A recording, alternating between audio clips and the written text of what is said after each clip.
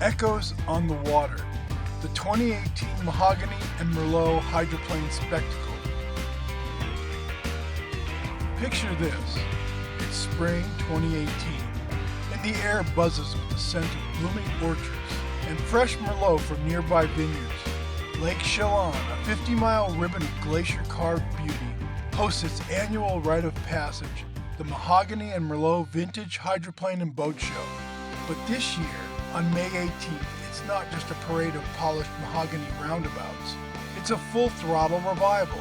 Old hydrofoils, those daredevil racers that once ruled the waves, are back, lifting hulls skyward on wings of speed, turning the lake into a living museum of adrenaline and craftsmanship.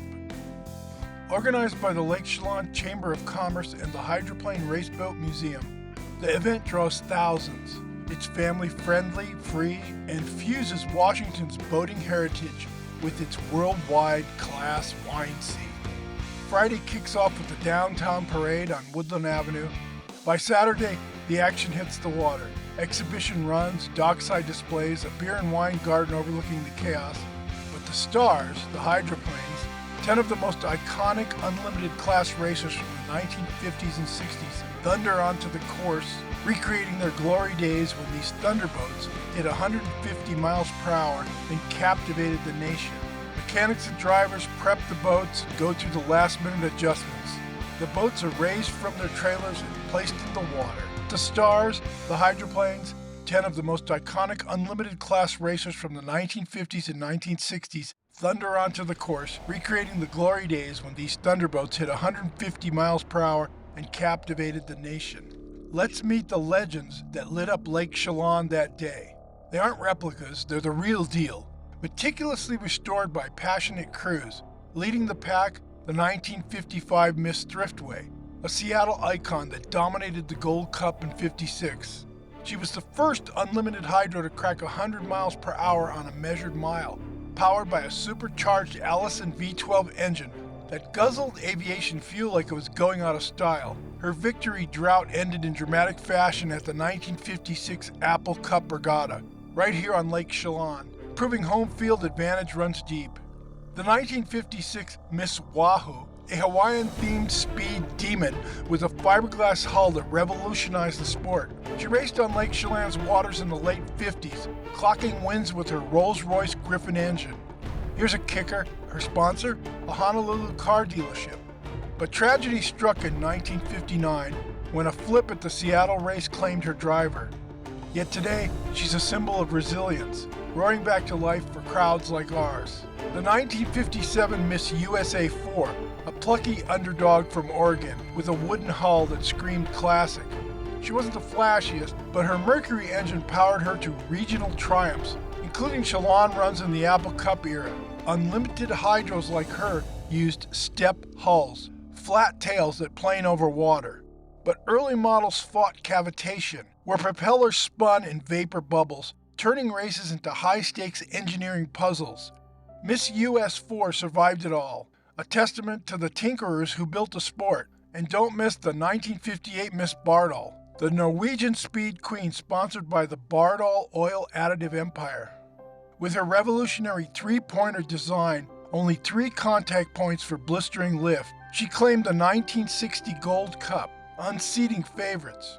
Her driver, Bill Cantrell, was a Hydro Hall of Famer who piloted over 200 races.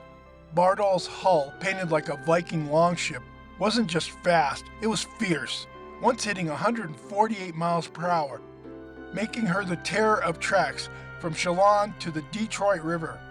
Rounding out the fleet, a dozen more, including limited class inboards like the restored roundabouts from an era, sleeker siblings to the unlimited giants. Think 225 cubic inch engines zipping at 70 miles per hour, perfect for tight Chelan turns. The full lineup, a who's who of the hydro industry. Miss Spokane, Wildroot, and even nods to later legends like 70s Atlas van lines. Then there's Miss Buren, a scrappy underdog of the Thunderbolt era. The Miss Buren U4 is an iconic unlimited class hydroplane from the golden age of American boat racing in the 1950s and 60s.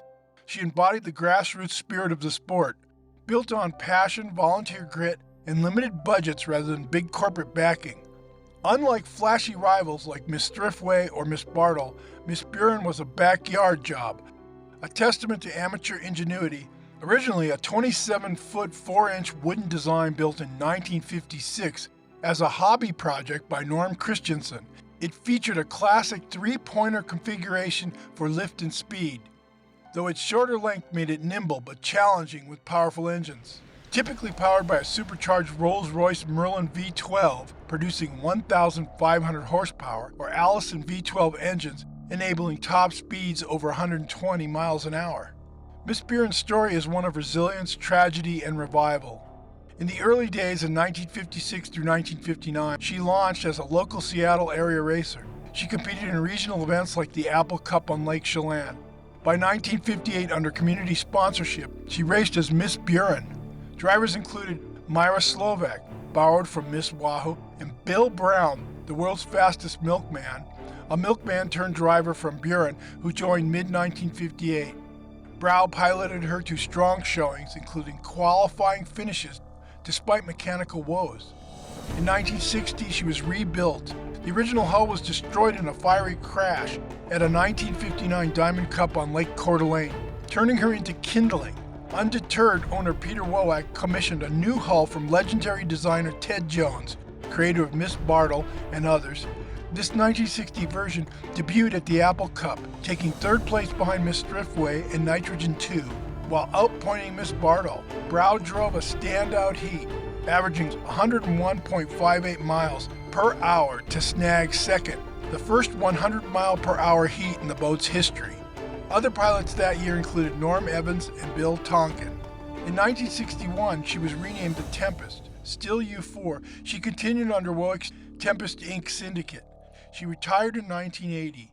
Donated to the Hydroplane and Raceboat Museum in Kent, Washington, she was restored in 1996, first as Miss South Park, then back to Miss Buren. Today she's fully ready to race and displayed as a symbol of every man's hydro racing dream. By Sunday, as the last rider laps the course, the energy lingers.